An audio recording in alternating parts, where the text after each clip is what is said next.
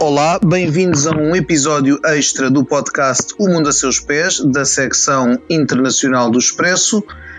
Este programa fora de série é motivado pelos extraordinários acontecimentos da noite de domingo no Brasil. Milhares de adeptos do antigo presidente Jair Bolsonaro invadiram as sedes dos três poderes democráticos em Brasília, a saber, o Palácio do Planalto, sede da Presidência, Poder Executivo, o edifício do Congresso, que alberga o Poder Legislativo, e ainda o Supremo Tribunal Federal, instância máxima do Poder Judicial. Este ataque às instituições democráticas do Brasil chocou o país e o mundo, embora não fosse 100% surpreendente na medida em que Jair Bolsonaro fizera vários pronunciamentos contra o regular funcionamento das instituições e pondo em causa o resultado das eleições de outubro que ditaram o seu afastamento do poder.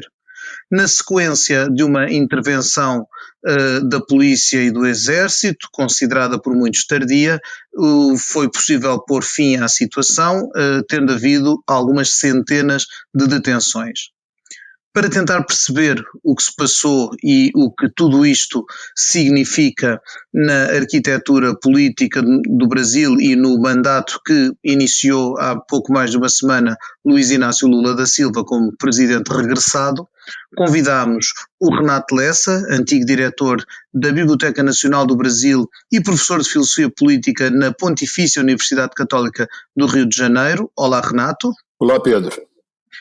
Ainda o José Reinaldo Lopes, que é professor de Teoria do Direito na Universidade de São Paulo e a quem agradeço o esforço, porque a hora que estamos a gravar, segunda-feira de manhã, em Portugal continental, é uma hora muito precoce no Brasil. Olá, José Reinaldo. Olá, bom dia, Pedro. Connosco está também a Manuela Goxa Soares, jornalista do Internacional do Expresso, que tem dedicado bastante tempo a assuntos brasileiros. Olá, Manuela. Olá.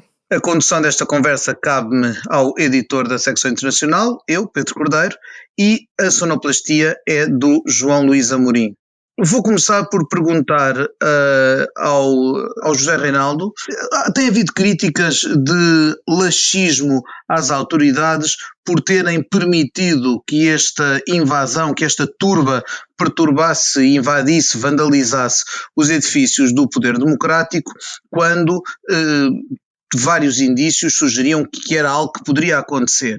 E se do ponto de vista das autoridades locais do Distrito Federal, Brasília, a proximidade política ao antigo presidente Bolsonaro poderia explicar alguma conivência com os graves factos que aconteceram, põe-se a questão sobre também se o governo federal não poderia ter atuado de forma preventiva.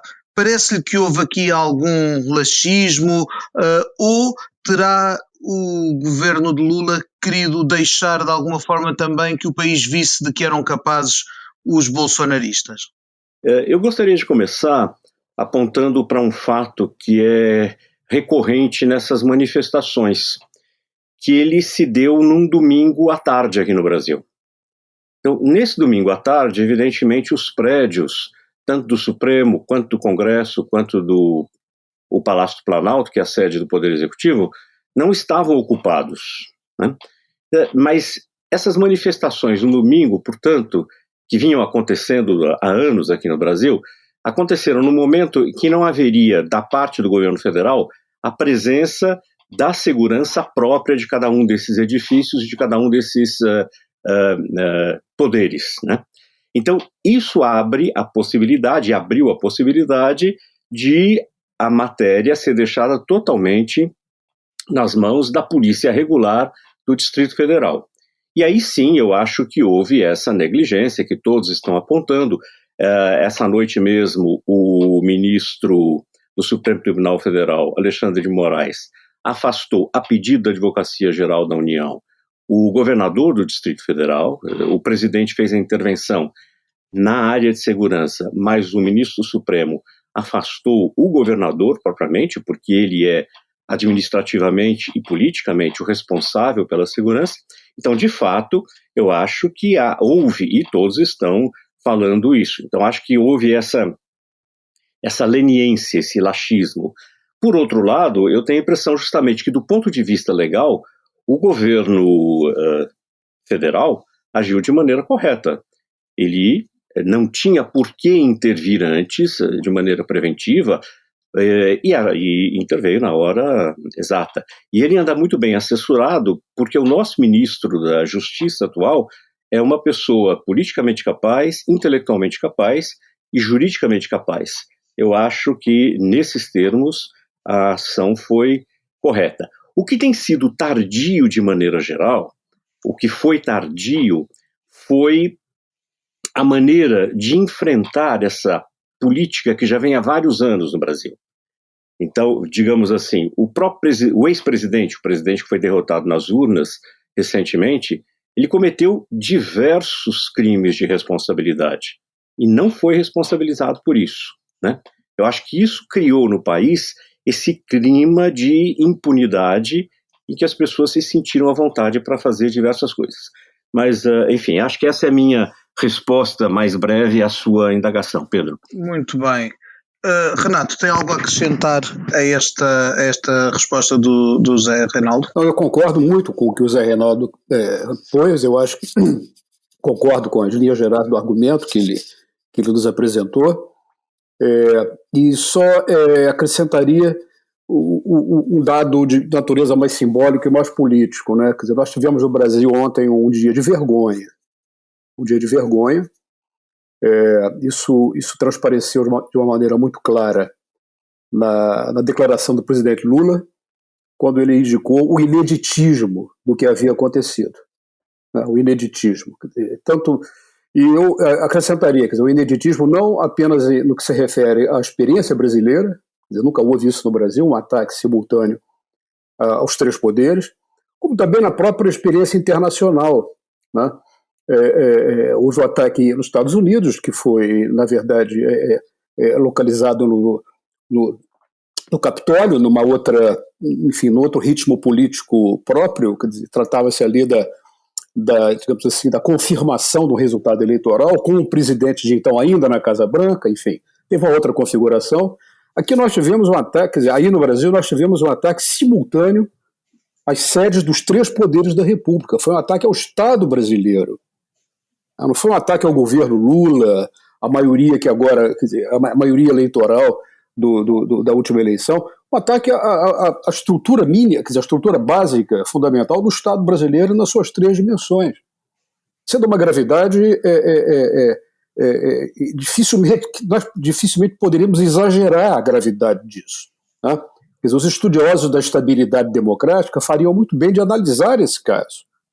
Para não suporem mais que a democracia, uma vez conquistada, ela é já algo que se consolida com o simples passar do tempo. Então, na verdade, esse é um evento que tem múltiplas interpelações. A primeira delas, e você é muito breve nisso, Pedro, diz respeito à natureza do bolsonarismo. Quer dizer, o que nós vimos ontem foi o bolsonarismo, certo? Nada mais do que o bolsonarismo, na sua expressão mais brutal. O bolsonarismo foi no Brasil, e é no Brasil ainda, uma força de destruição. Eu tenho vários colegas que procuram buscar no bolsonarismo seus fundamentos ideológicos, doutrinários. Eu acho pessoalmente que isso é em vão, não há fundamento doutrinário. O que existe é uma disposição de destruição, de negação, uma força de negação, uma força de destruição, que se materializou ontem de uma maneira quase que didática. E com requintes, né? Quer dizer, um dos alvos da destruição foram, por exemplo, os objetos culturais. Sim, telas obras, exatamente, quadros, e nomeadamente aqueles que são alusivos ao caráter multiético e multicultural do Brasil. Quer dizer, o quadro do Di Cavalcanti. Do Di Cavalcanti, mas foi houve mais, Manuel. Esfaqueado. Foi esfaqueado, mas os bustos, por exemplo, no salão de bustos de efígies do Supremo, quer dizer, o tapete que pertenceu à princesa Isabel foi destruído. Quer dizer, O que é isso? É o ódio à cultura, o ódio aos objetos culturais. Eu acho que quando acontece a destruição de um edifício, por exemplo, quando faz-se a perícia, quer dizer, a causa da destruição ela é dada pela análise dos resquícios, dos vestígios que ficaram ali. Muito bem, aqueles vestígios que ficaram no chão, dos 3 palácios, são, na verdade, a cara do bolsonarismo.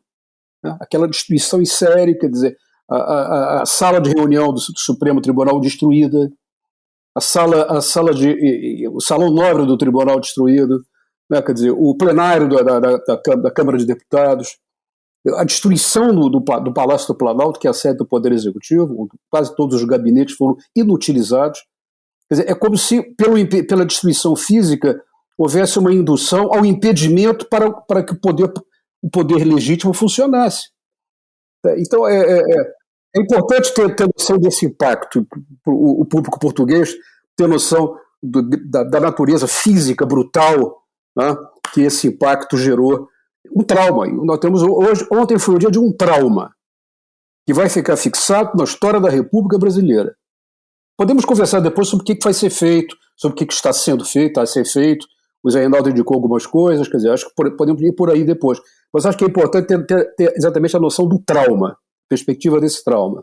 Eu gostava só de colocar uma questão aos dois. Eu creio que não vai ficar apenas fixado na história da República Brasileira, mas na história da democracia internacional. Agora, a questão que eu coloco é esta. O presidente Lula faz um discurso em que chama fascistas e genocidas não só ao ex-presidente Jair Bolsonaro, como aos perpetuadores do ataque. O que eu pergunto é o seguinte, isto não é... Ou seja, o bolsonarismo, e o Renato Lessa tem um ensaio sobre o tema, que foi publicado na revista Serrota há 2 anos, mas há muita gente que vota no Bolsonaro que se demarca imediatamente deste ataque. Inclusivamente vários governadores estaduais que se demarcaram imediatamente. O que é o bolsonarismo? São estes vândalos, uma espécie de jagunços transpostos para a cidade? Aquilo é quase um Brasil dos coronéis, que é para criar uma estrutura de poder paralela ao Estado. Eu gostava de tentar perceber o que é isto. É uma estrutura de poder paralela ao Estado? Eu gostaria de tentar responder ou reagir à sua intervenção, Manuela, mas lembrando o seguinte, acho que a gente às vezes se concentra muito na análise política e institucional desses eventos e desse movimento, eu diria, e é preciso sempre fazer uma análise, como acho que você está propondo, social. Porque, veja, uma das coisas curiosas, e retomando aqui um ponto levantado pelo Renato, é a seguinte, o próprio ex-presidente, ele não conseguiu organizar um partido e nem se vincular permanentemente a um partido, porque um partido precisa ter um programa. E uma parte do programa do partido, pelo menos, tem que ser positiva, tem que ser indicação de algum sentido para o futuro. E isso esse presidente nunca fez. O único sentido que ele tem para o futuro, como disse o Renato, é destruição do que há. E para o futuro é uma incógnita em certos termos. Enfim, é claro, a gente pode até imaginar o que é que está por trás disso, mas provavelmente o que está por trás disso é um poder personalista sem lei e sem instituições. Até agora foi isso que foi mostrado. Então é preciso atentar, na minha opinião, para a sociedade. Quer dizer, ele teve uma expressiva votação. Depois de 4 anos de cometer em público reiterados crimes de responsabilidade. Então acho que é preciso estar atento para o que é a sociedade brasileira, ou no que ela se transformou depois de uma experiência de mais de 30 anos de vida democrática. Eu acho que nós que fazemos análise, particularmente nós juristas, que sempre estamos interessados nas instituições, precisamos pensar nessa dimensão estrutural da sociedade. Quer dizer, a possibilidade de surgir um poder como esse, um contrapoder, ou um modelo de poder como esse, eu acho que está vinculado a uma espécie de sociedade que foi se desagregando nos últimos anos. Em parte, e por aqui eu vou concluir, porque o próprio Estado brasileiro não entrega aquilo que é a sua função. Os meus colegas liberais acham que o Estado brasileiro é muito grande, muito forte. Eu costumo dizer, não, o Estado brasileiro é pequeno e fraco. naquilo que é a tarefa essencial do Estado, que é entregar certos serviços públicos, inclusive de segurança, para a população, para a população que a gente chama no Brasil, aqui nas cidades brasileiras, periférica. O Estado não tem sido, historicamente, não tem sido capaz de fazer isso. Então, acho que esse conflito interno da sociedade brasileira ajuda o aparecimento, como disse o Renato, dessa forma de ameaça à democracia. Mas posso acrescentar um ponto, Claro. Pedro e Manuel? Claro que sim.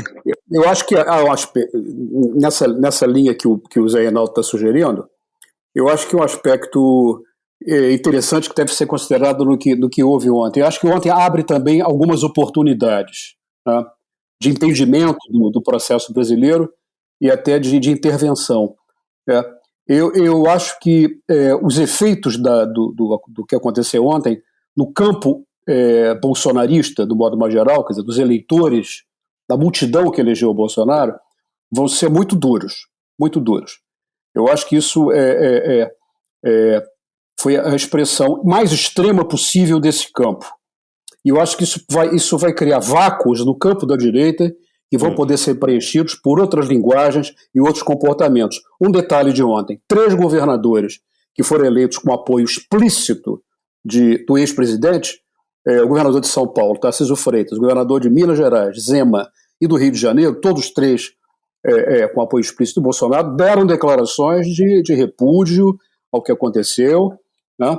O governador de Goiás, Ronaldo Caiado, um líder histórico da direita rural brasileira, pôs a sua polícia à disposição do governo federal, junto com o governo da Bahia e do Piauí, para criar um cordão de proteção das instituições em Brasília.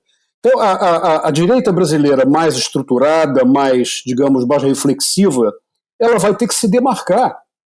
Vai ter que se demarcar, obrigatoriamente, da demência, da insanidade que aconteceu ontem. Então, isso pode ter por efeito o isolamento do Bolsonaro como presumido líder da direita e da oposição a Lula.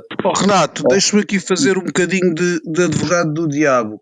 Nós há 2 anos e 3 dias assistimos à invasão do Capitólio por apoiantes de Donald Trump, foi algo condenado mundialmente, mas, embora pareça ter enfraquecido as hipóteses de o Partido Republicano escolher Donald Trump, por exemplo, para candidato em 2024, o certo é que a ala trumpista dos republicanos não perdeu a sua força e aquele horror do Capitólio não levou a direita moderada dos Estados Unidos a realmente afirmar-se perante o extremismo trumpista. E nós vimos ainda recentemente na eleição do Speaker da Câmara dos Representantes que o senhor Kevin McCarthy só conseguiu ser eleito à 15ª tentativa e com cedências importantíssimas ao extremismo trumpista. Será que no Brasil o trauma de um acontecimento como o deste domingo servirá para a direita brasileira repudiar de vez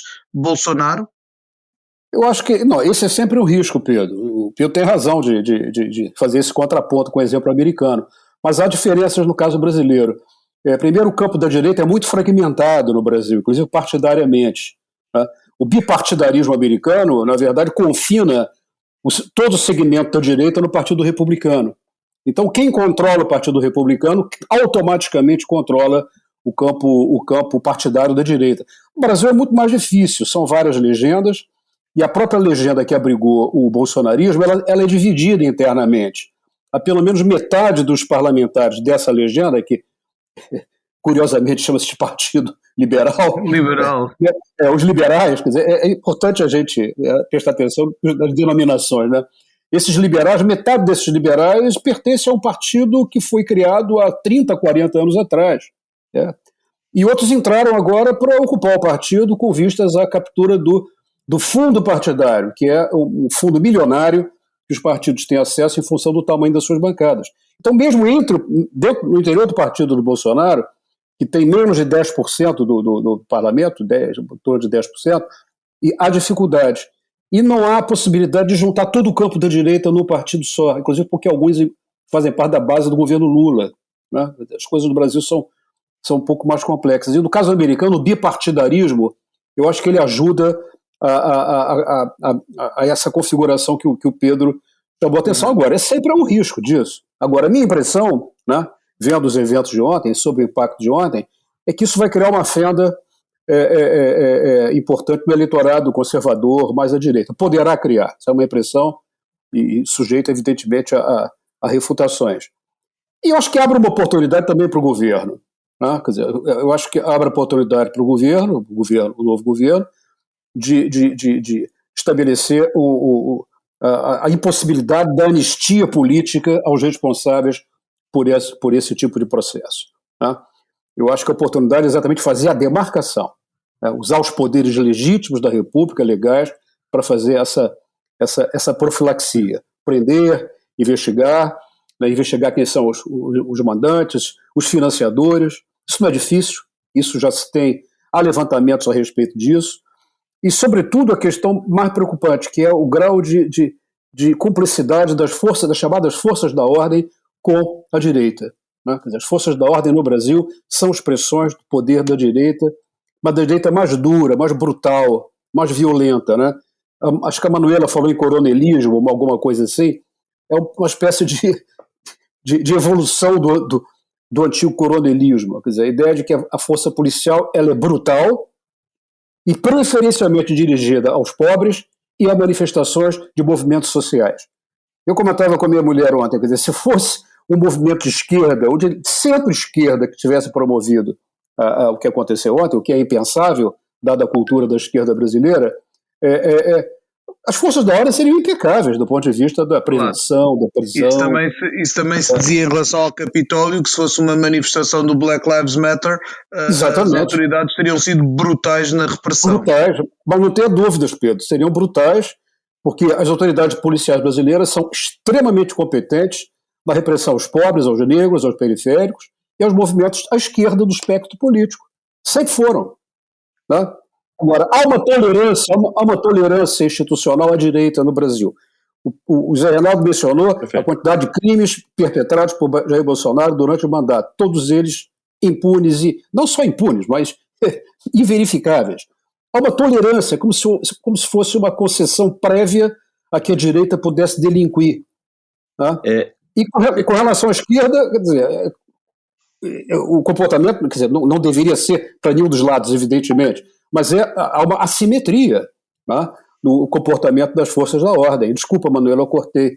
Eu só queria colocar uma questão aos dois.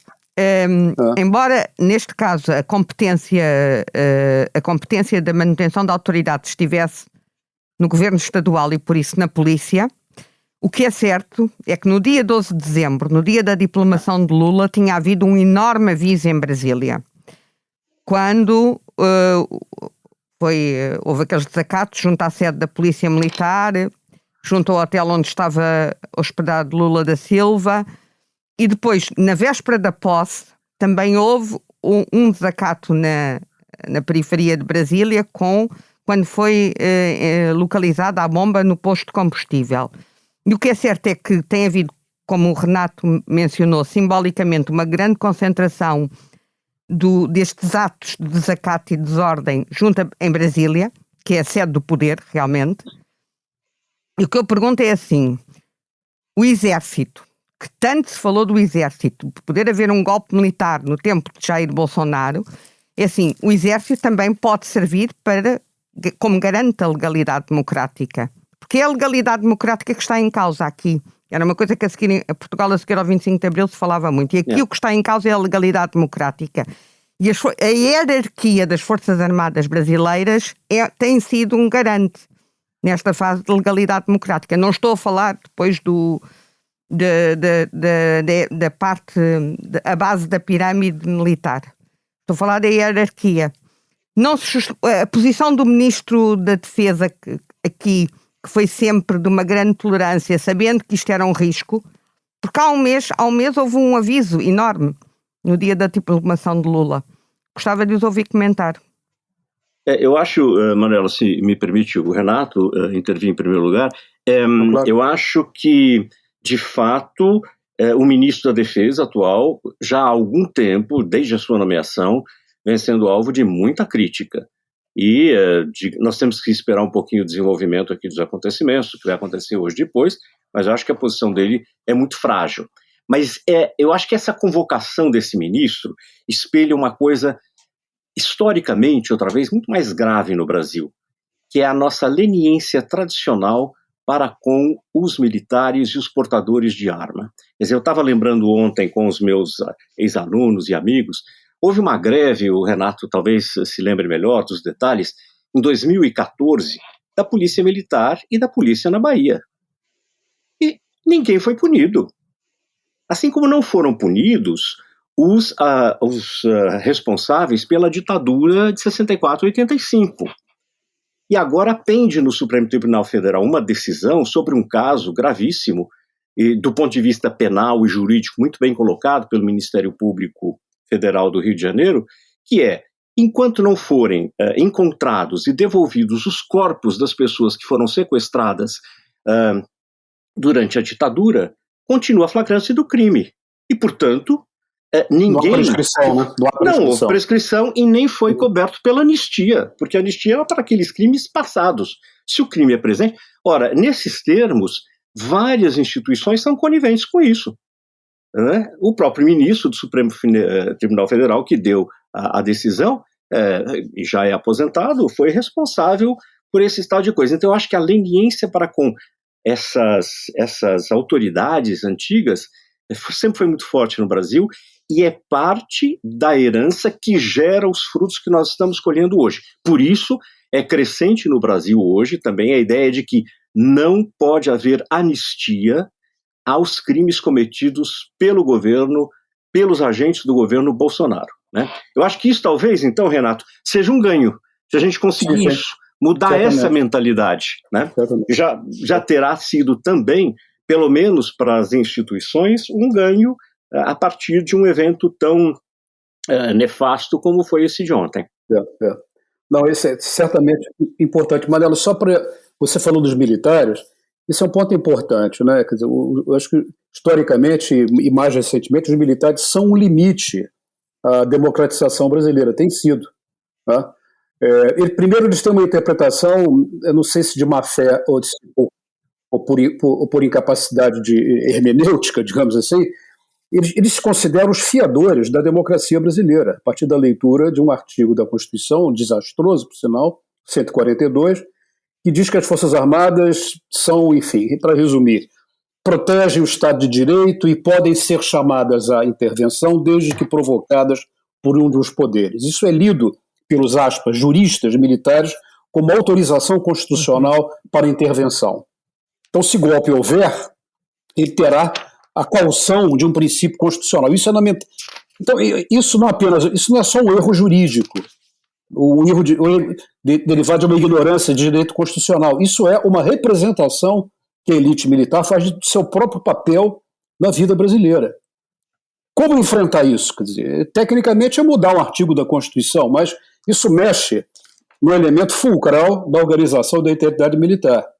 E outra coisa é que eles são uma instituição do Estado brasileiro que controla completamente a sua própria reprodução doutrinária. Certo? Eles se autoformam, eles são formados a partir de uma doutrina dos anos 60, dos anos 50, resultante ainda do clima da Guerra Fria, o combate ao comunismo, enfim, fantasmas, né, que ainda permanecem nos currículos dos jovens que vão fazer academia militar e que são doutrinados nesse tipo de concepção e na missão, digamos assim, salvacionista que as Forças Armadas têm. Então isso é muito duro, agravado ainda pelo fato, eu concluo, de que a direção das Forças Armadas, sobretudo do Exército, com o último governo, ela ficou na mão de herdeiros das facções mais extremistas da ditadura militar. Facções que foram derrotadas, inclusive, por outras facções mais moderadas, por exemplo, durante o governo Geisel e mesmo o governo Figueiredo, contra o qual bombas, atentados foram feitos pela extrema-direita. Então, a genealogia da direção militar presente no governo Bolsonaro tem a ver com esse extremismo militar que vem da época da ditadura. Agora, como desmontar isso? O governo Lula, ele entrou, quer dizer, o primeiro gesto do governo Lula foi um gesto de conciliação, trouxe um político conservador, que chegou ao ponto de dizer que tinha parentes e amigos dos acampamentos que se organizaram diante dos quartéis para protestar contra a eleição. tentando, na verdade, criar um clima de suavização das tensões com o mundo militar. Vamos ver o que isso vai dar. Agora, a possibilidade de intervenção dos militares, pontualmente, ela é possível graças ao mecanismo do GLO. Mas é complicado politicamente o governo Lula usar como recurso fundamental uma força militar cuja relação ainda não está estruturada com o novo governo. Seria um gesto de pôr na mão dos militares a solução de um problema que é fundamentalmente político. Tá? E eu acho que o encaminhamento que foi feito é o correto no momento, intervenção na segurança do governo do Distrito Federal, agora acompanhada da decisão do ministro Alexandre de Moraes de suspensão por 3 meses do governador. Acho que o quadro, por o momento, esse é o quadro possível. Tá?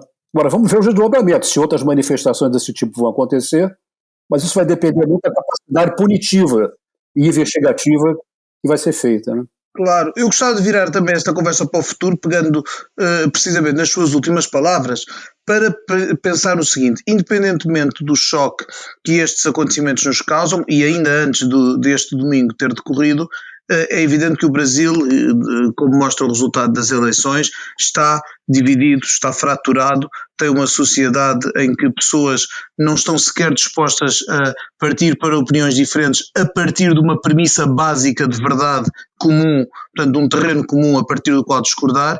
Estamos aqui na presença de pessoas que podiam acreditar que Bolsonaro ganhou as eleições, como acreditar que a Terra é plana.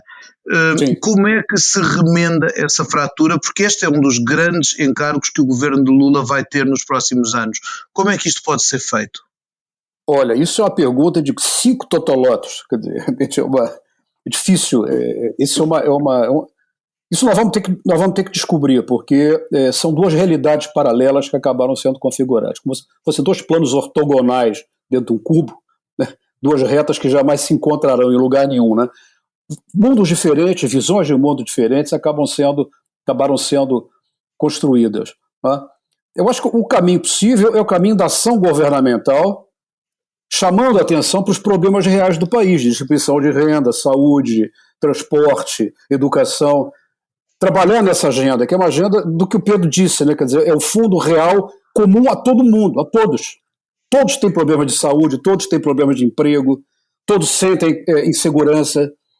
Então, se o governo for capaz de lidar de uma maneira crível e eficaz nessas dimensões, eu tenho a impressão que essa configuração simbolicamente polarizada ela pode se desfazer, porque há necessidades em comum, né, que são comuns e atravessam a maioria esmagadora dos brasileiros. Né? Eu acho que é o único caminho possível. Quer dizer, esse governo tem uma responsabilidade enorme de tentar, pelo menos, começar esse trajeto. Mas o Brasil tem um problema, que é o nível de armamento circulante entre a população. Sim. Que é dos isso já começou a ser tratado agora. Isso é verdade, Manela, mas o primeiro decreto do recente governo Lula foi a redução drástica da quantidade de armamento legal que cada portador de autorização para ter armas tem. Caiu de 60 para 3 armas, por exemplo, para teres uma ideia. Né? Mas elas continuam entre a população. Continua. E há propostas de recolher essas armas a partir de fim. Aí tem várias maneiras possíveis, mas há uma tensão para essas coisas. Isso terá que ser resolvido. Eu acho que, para concluir também, as coisas que o Renato apontou são fundamentais. Quer dizer, voltando, o Estado tem que prover certas coisas, serviços como educação, segurança, transporte, infraestrutura material básica para quem vive no Brasil, em primeiro lugar, mas também na esfera institucional nós temos que reconstruir. Quer dizer, eu fiquei chocado quando colegas meus, juristas, professores titulares da Faculdade de Direito, ou se declararam neutros na eleição de 2018, ou apoiaram e finalmente trabalharam até para o governo Bolsonaro.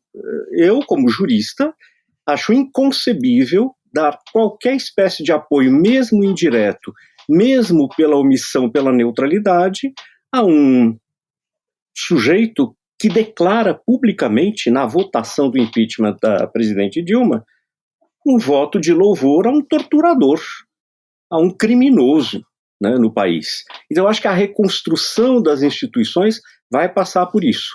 As instituições só funcionam quando quem está dentro das instituições está minimamente de boa fé e tem os interesses compatíveis com a finalidade daquela instituição. Isso nós estamos reconstruindo no Brasil.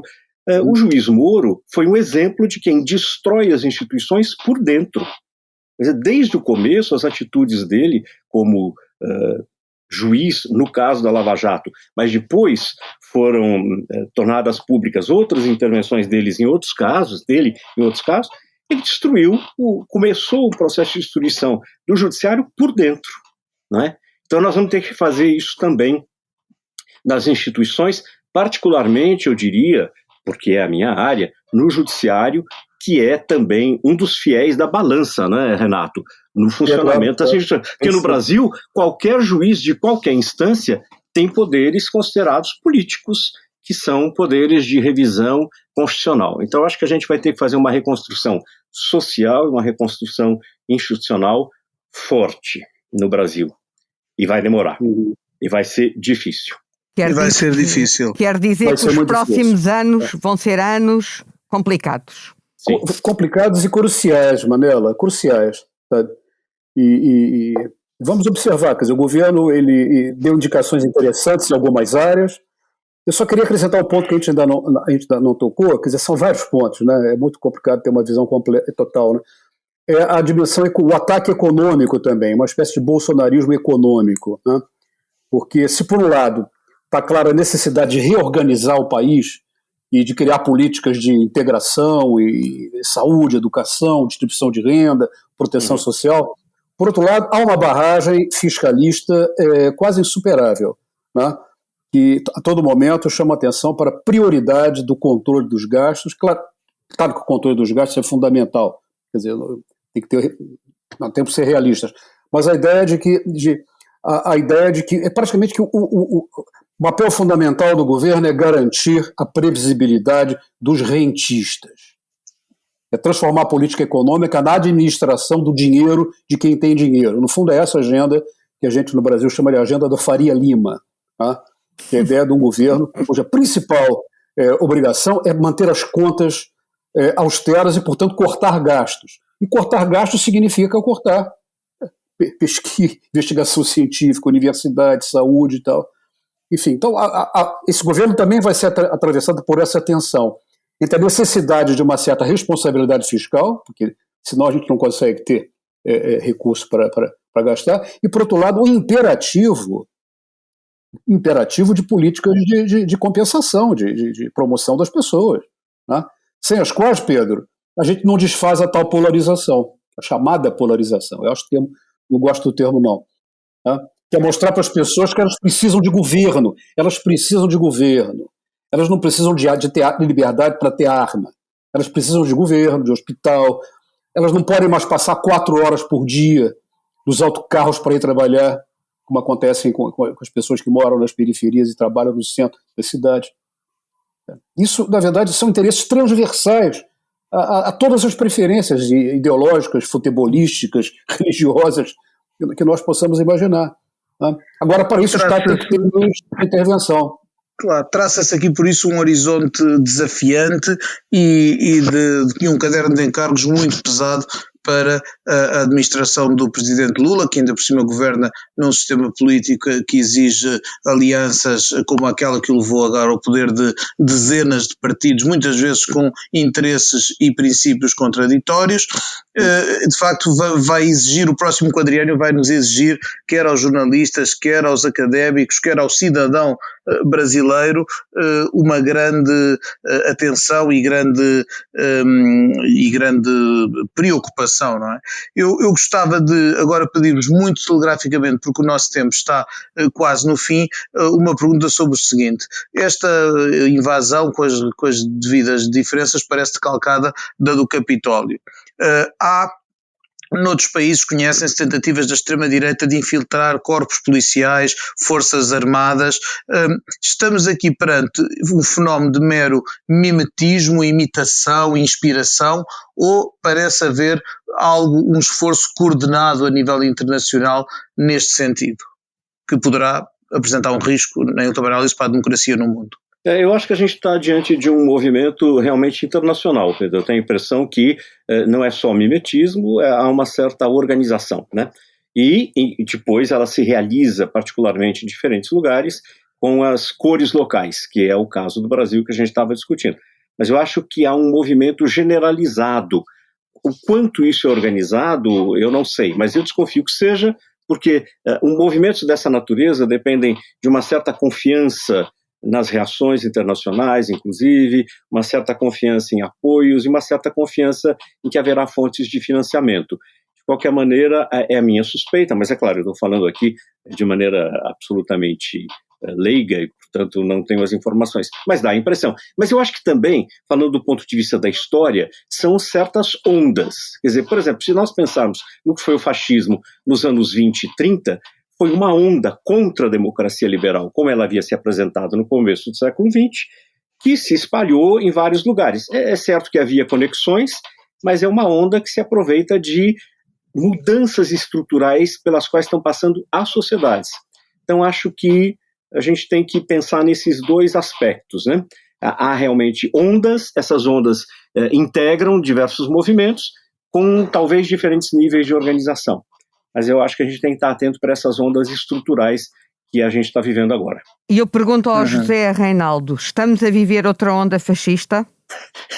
Enfim, é sempre difícil falar essas coisas na história, a história não se repete, mas eu acho que a gente está vivendo uma onda de crise longa da democracia como nós a pensamos. Quer dizer, nós, sobretudo, mesmo no Brasil, nós pensamos a democracia num modelo que teve relativo sucesso nos gloriosos 30 anos depois da Segunda Guerra, que é um modelo social-democrata, né? Mas esse modelo social-democrata dependia também de uma estrutura social, que era a sociedade industrial. Essa sociedade industrial está numa mudança radical. Então, qual vai ser o modelo de gestão e de administração dos conflitos e que espécie de conflitos vão aparecer, estão aparecendo nessa sociedade que já não é industrial daquela maneira, né? Eu acho que, então, é uma onda, é parecida com o fascismo. Quando o Renato falava, e eu depois mencionei também, que esses movimentos são movimentos violentos, com uma ideologia relativamente frágil ou não unitária, ou sem uma proposta muito clara de futuro, isso se parece muito com o caldo de cultura dentro do qual surgiu o fascismo, né? Então, acho que a gente pode fazer esses paralelos. É possível. Eu concordo com isso. Acho que existe uma convergência que tem o impacto internacional. Eu não trabalho tanto com a ideia de que existe um projeto, um plano, porque seria supor que a história ela é manipulada conscientemente por tramas secretas, uma espécie de cabalismo, né, para entender os processos históricos. Mas há convergências no tempo, convergências como a convergência autoritário-fascista antes da Segunda Guerra Mundial, como a grande convergência democrática depois do fim da Segunda Guerra, com a criação da ONU, Carta dos Direitos Humanos, políticas de bem-estar social, welfare state, essas coisas todas. Então, essas convergências elas se dão independentemente de um centro irradiador. Mas acho que no campo da extrema-direita existem diferenças, e eu acho que a variante brasileira ela tem peculiaridades, e eu acho que a peculiaridade principal é o ímpeto da destruição. Se a gente comparar, por exemplo, um outro padrão de crescimento da extrema-direita, como no caso francês, da Marine Le Pen, trata-se de um movimento que procurou se integrar nos quadros institucional, do dediabolização, né, como eles chamam, né, de fazer com que esse partido faça parte do esquema da própria república. A senhora Marine Le Pen termina os discursos dela com Vive la République, que é uma coisa extraordinária. É o esforço de integração na normalidade do sistema político francês, né? No caso brasileiro, nada disso se dá, ao contrário, é uma ênfase absoluta na anormalidade, na destruição. E eu acho que essa é uma modalidade nova de destruição da democracia, que é distinta do fascismo, Manela, tal como eu vejo, porque o fascismo tinha uma ambição de exercer um controle absoluto sobre toda a sociedade. Todas as organizações sociais, as mais pontuais, todas elas acabaram sendo englobadas na malha organizativa do fascismo, que não foi por outra razão, foi designado como totalitário, porque ele totalizava tudo o que acontecia. O experimento brasileiro do bolsonarismo É um experimento ao contrário, é de expulsão da sociedade do Estado. Acabar com a estrutura normativa do Estado, com os direitos, com as estruturas de proteção da natureza, dos povos indígenas, sabe? Quer dizer, uma panóplia de problemas, em que o Estado solta-se e dá à sociedade a liberdade plena de ação. E o resultado da liberdade plena de ação nós vimos ontem, quando uma multidão, 3 multidões, organizadamente se dirigem cada uma delas a um dos poderes da República.